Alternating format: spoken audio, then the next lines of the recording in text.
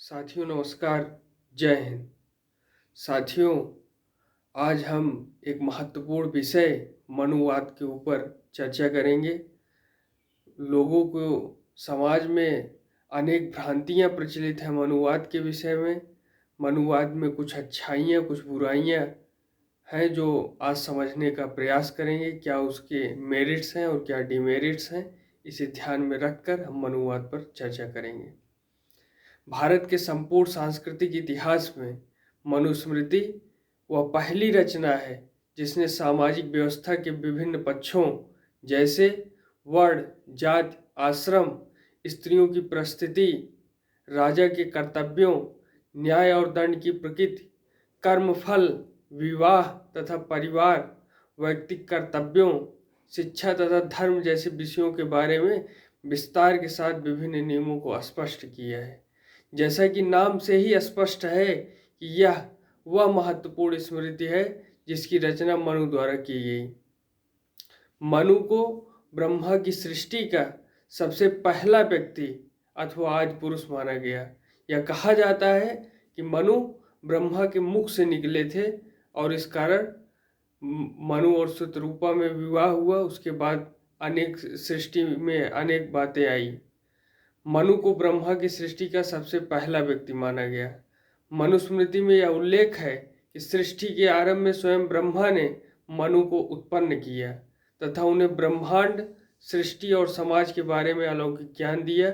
और मनु और शतरूपा का विवाह हो जाने के कारण ही नई पीढ़ियां विकसित हुईं। एक कहानी बहुत प्रचलित है कि एक बार इतनी तेज का बाढ़ आ गया था जिसमें पूरे संसार को डुबो दिया। सिर्फ मनु ही जीवित रहे, मनु और शतरूपा ही जीवित रहे। मनु और शतरूपा का जब विवाह हुआ उससे पीढ़ियां आगे बढ़ी। ये एक तथ्यात्मक कथन है, तथ्यात्मक बात है।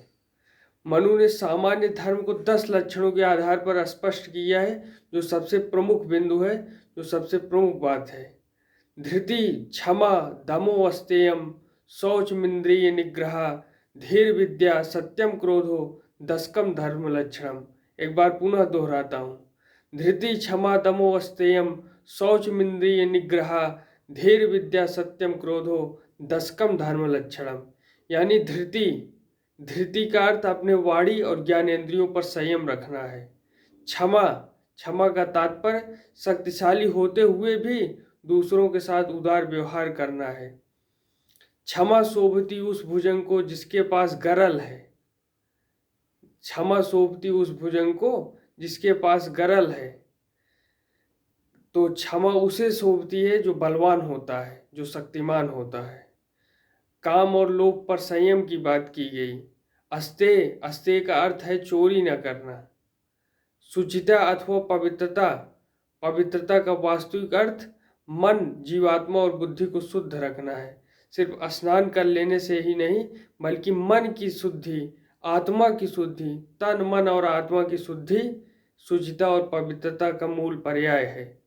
इंद्रिय निग्रह, गीता की तरह मनुस्मृति में भी मनु ने इंद्रियों पर नियंत्रण रखना सामान्य धर्म का एक प्रमुख महत्वपूर्ण लक्षण बताया। यानी गीता में भी इंद्रियों पर कैसे नियंत्रण रखा जाए इसका वर्णन किया गया है। आँख, नाक, कान, मुंह, जिह्वा, ये सभी इंद्रियां हैं। इन पर कैसे नियंत्रण रखा जाए ताकि हम अपने काम को आगे बढ़ा सकें, इस बात का वर्णन इंद्रिय निग्रह में है। धी अथवा बुद्धि की बात मनुस्मृति में की गई है।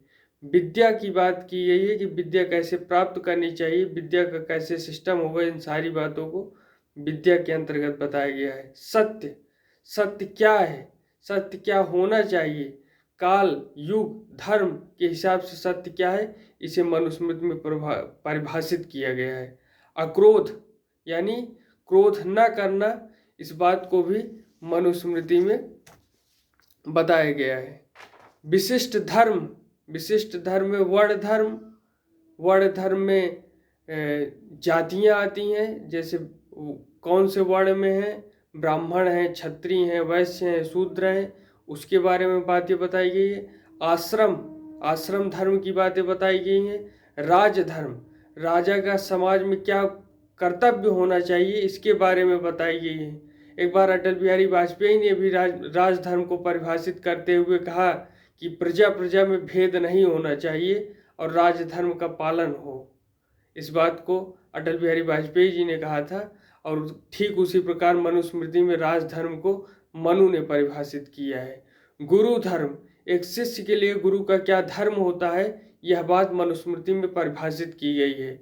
युग धर्म, युग में कलयुग, द्वापर, त्रेता, सतयुग, इन सारी चीज़ों को परिभाषित किया गया है और उसके हिसाब से क्या धर्म होने चाहिए, युग के हिसाब से क्या धर्म होने चाहिए, काल और समय के हिसाब से क्या धर्म होना चाहिए, मनुस्मृति में इसे ठीक ढंग से परिभाषित किया गया है। वर्ण व्यवस्था, विभिन्न वर्णों के कर्तव्य और धर्म क्या है, इसके बारे में मनुस्मृति में बताया गया है।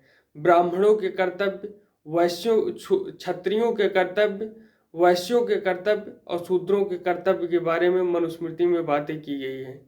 ब्राह्मण वर्ण के विशेषाधिकार क्या है, इसे ब्राह्मण को सबसे उच्च माना गया है और ब्राह्मण को ब्रह्मा के मुख से उत्पन्न हुआ बताया गया है। इसका अर्थ ब्राह्मण को सबसे अधिक चीज़ें प्राप्त हुई हैं, सबसे अधिक व्यवस्थाएं अग्रिम रूप से ब्राह्मण को ही प्राप्त हैं।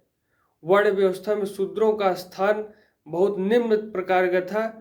इसके डिमेरिट्स में यही बातें शामिल है कि वर्ण व्यवस्था में शूद्रों का स्थान सबसे निम्न था। उसमें कहा गया है कि अभियोग की परीक्षा लेने और दंड की व्यवस्था के बारे में मनु ने एक कठोर व्यवस्था के पक्ष में है। उनके अनुसार शूद्र के निरपराध होने की परीक्षा के लिए उसकी अग्नि परीक्षा ली जाए। हाथ में टके भर का वजन का गरम लोहा रखकर 7 पग चलने को कहा जाए, यानी हाथ में गरम लोहा लेकर के 7 कदम चला जाए।